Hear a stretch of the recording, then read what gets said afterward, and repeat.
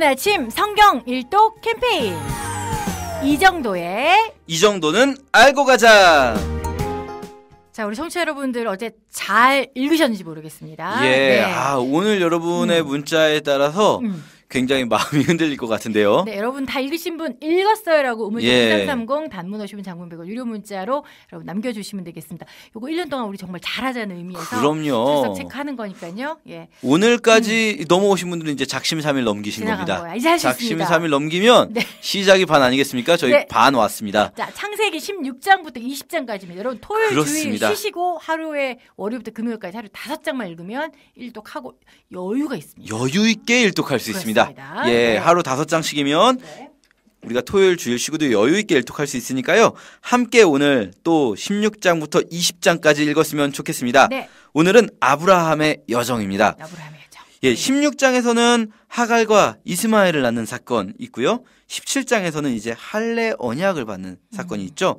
그리고 18장에서는 소돔으로 들어가는 그 천사들을 만나서 아브라함이 천사들과 일종의 뭐랄까요? 협상을 하는 네. 그런 독특한 중보기도의 장면이 있고요. 네. 그리고 19장에서는 소돔과 고모라가 멸망당하는 스토리, 20장에서는 아비멜렉에게 아내를 누이라고 속이는 사건, 아하. 이렇게 이어지게 되는데요. 네. 전체 큰 그림을 보면 어제 말씀드렸지만 11장부터가 아브라함 스토리라고 할 수 있는데요. 그 중에서도 11장과 20장은요. 11장과 21장은 11장이 말하자면 프롤로그, 네. 처음에 약속을 받고 출발하는 지점이 되겠고요. 네. 21장은 결론, 어. 약속의 성취로 이삭을 낳는 부분입니다. 네. 21장에서 이삭을 낳거든요. 22장에서 이제 시험하는 이야기는 내일 따로 다룰 텐데요. 네.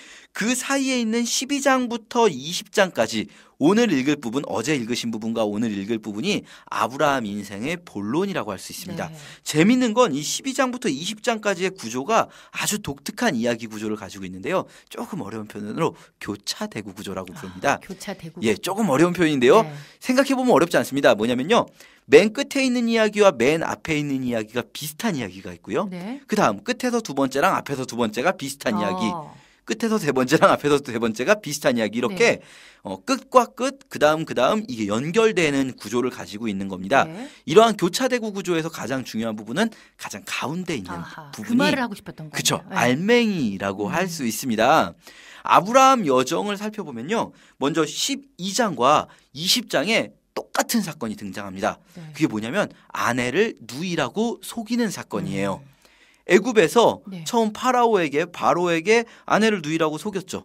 그런데 20장에서 또 비슷한 사건이 읽다 보면요. 저희가 사실 약간 그 비몽사몽간에 특히 이쯤 되면 비몽사몽으로 읽게 되거든요. 네. 그렇게 읽다 보면 이거 아까 읽었던 내용 같은데 내가 착각한 건가 하는 느낌까지 올 수 그만큼 있는 비슷하게. 그렇죠. 똑같은 사건. 그랄 왕 아비멜렉에게 아내를 누이라고 속이는 사건이 등장하거든요. 이 두 사건이 보여주는 것이 있습니다. 이렇게 비슷한 사건이 있을 땐 공통점과 차이점을 보시면 좋은데요. 네. 먼저 공통점은 아브라함이 아내를 누이라고 속인다는 거죠. 여기서 알 수 있는 건 두 가지가 있는데요. 아내를 누이라고 속이지 않으면 안 될 만큼 그 시대에는요. 조금 뭐 예쁜 여자가 있으면 폭력을 써서 그 남편을 죽이고 그 여자를 뺏어오고 이런 것들이 횡행한 시대였다는 거죠. 예. 그리고 그러한 시대 속에서 아브라함이라는 이 사람도 다른 사람들처럼 마찬가지로 믿음이 없고 용기도 없었어요. 재밌는 건 뭐냐면요. 12장의 아브라함이 용기가 없는 건 이해할 수 있어요. 그쵸. 왜냐하면 아직 출발이니까요. 네. 그런데 수십 년이 지나면서 하나님께 언약도 받고 그리고 하나님과 동행하면서 아브라함이 성장했지 않았을까요? 그러니까. 그런데 20장에서는 똑같아요. 아브라함은 여전히 믿음도 용기도 부족해요. 이거는 의도적이라고 볼 수 있는데요. 네. 뭐냐면 아브라함이 물론 그 삶 속에서 하나님을 만나고 성숙해 간 점도 있겠지만 이 글을 읽는 사람들로 하여금 아브라함이 점점 성숙해지는 것에 집중하지 못하게 하는 거죠. 그러지 말라는 겁니다. 아브라함의 믿음을 본받자 이렇게 읽지 말라는 겁니다.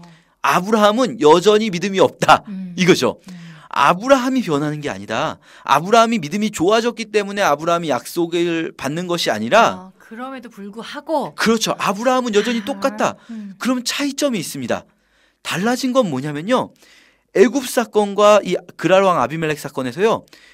전혀 다른 부분이 등장합니다. 그건 뭐냐면 애굽 사건에서는 그냥 애굽 왕 바로가 돌려보내는 거거든요. 네. 선물을 주면서. 네. 그랄 왕 아비멜렉은요. 그랄 왕 아비멜렉의 꿈에 하나님이 나타나는 사건이 있습니다. 네. 꿈에 하나님이 나타나셔서요. 하나님이 아비멜렉에게 말씀하시는데 뭐라고 말씀하시냐면 아브라함은 나의 선지자다. 그러니까 네가 이 사람에게 기도를 받으면 네가 살 것이고 네가 기도를 받지 못하면 죽을 것이다.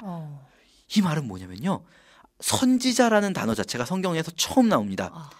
아브라함은 변한 게 없어요. 누가 변했냐면요. 하나님이 아브라함을 인정하셨어요. 야.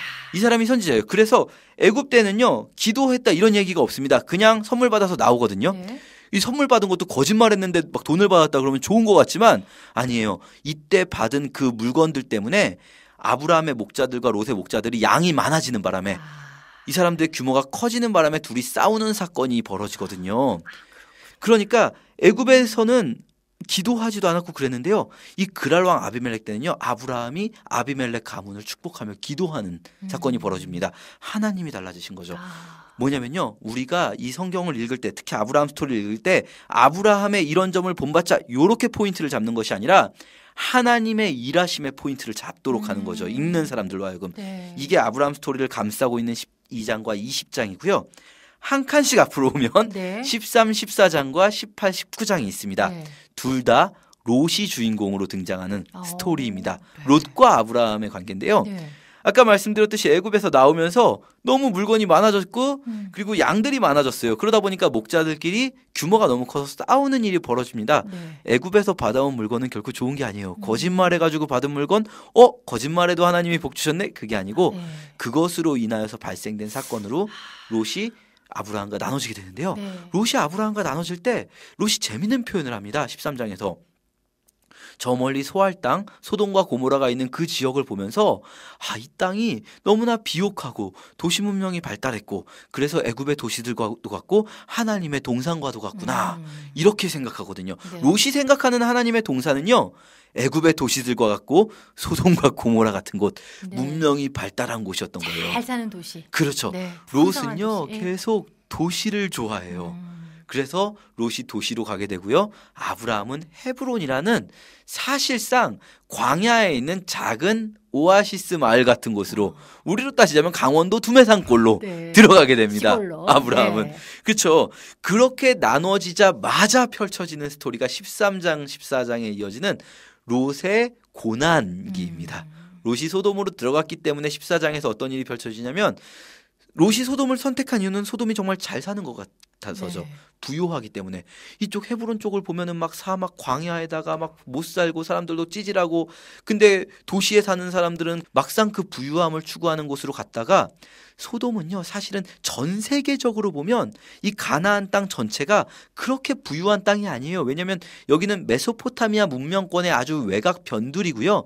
메소포타미아 문명의 중심지는 저쪽 이라크, 이란 이쪽에 있거든요. 이쪽 메소포타미아에 있는 두 강 유역에 있습니다. 우리가 흔히 바벨론이라고 성경에서 네네. 부르는 지역이죠.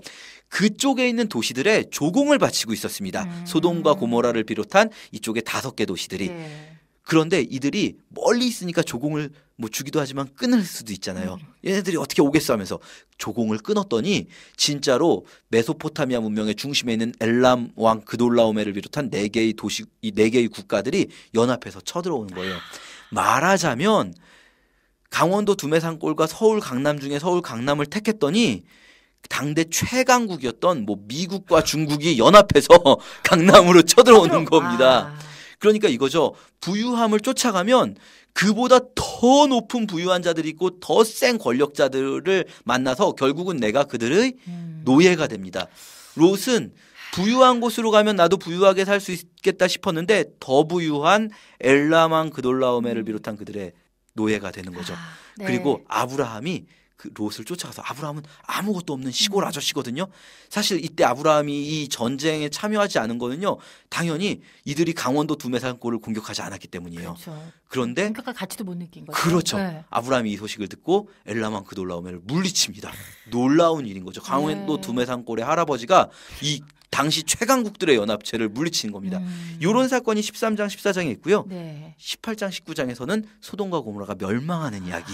이때 롯이 도망 나오는 이야기가 펼쳐집니다. 네. 15장과 17장으로 넘어오면요. 둘 다 약속을 받는 이야기입니다. 15장은 횃불 언약이고요. 네. 17장은 할례 언약인데요. 둘 다 하나님의 약속이죠. 차이점이 있습니다. 횃불 언약은 하나님께서 일방적으로 그렇죠. 네. 갑자기 훅 나타나서 싹 지나가신 언약이라면 네. 할례 언약은 너희가 이것을 행해라라고 하신 언약이죠. 네. 말하자면 이 두 가지가 다 중요합니다. 그러나 순서는 언제나 은혜가 먼저죠. 하나님이 일방적으로 은혜를 베풀어 주신 것이 먼저고 그 다음에 그것으로 끝나면 안 돼요. 하나님의 은혜가 있으니까 우리는 마음대로 사는 것이 아니라 우리에게도 해야 할 약속이 주어지는 거겠죠. 네. 제일 핵심 가운데의 16장 네. 여기에요. 독특하게도 이스마엘을 낳는 사건이 등장합니다. 이 이스마엘을 낳는 사건에서 우리가 볼 수 있는 건 두 가지가 있는데요. 첫 번째는 아브라함과 사라의 불신앙입니다. 네. 아브라함과 사라는요 여전히 믿음이 없습니다. 그렇죠. 계속해서 그렇죠. 네. 그러나 여기서 하갈이 중요한 말을 합니다. 이 모든 사건의 마지막 부분에 하나님께서 나를 지켜보고 계신다. 이렇게 말하거든요. 광야로 쫓겨났을 그렇죠. 때. 광야에서 하는 말이죠. 아브라함 인생의 핵심 중에 핵심은 뭐냐면요. 하나님은 그 모든 상황을 지켜보고 계십니다. 우리가 오늘 이것들 생각하면서 네. 창세기 20장까지 함께 읽었으면 좋겠습니다. 네. 자, 이 정도는 알고 갑시다. 오늘 본문 16장부터 20장까지 말씀 꼭 읽어주시고요. 내일 아침 주석 체크해 주시기 바랍니다. 감사합니다. 감사합니다.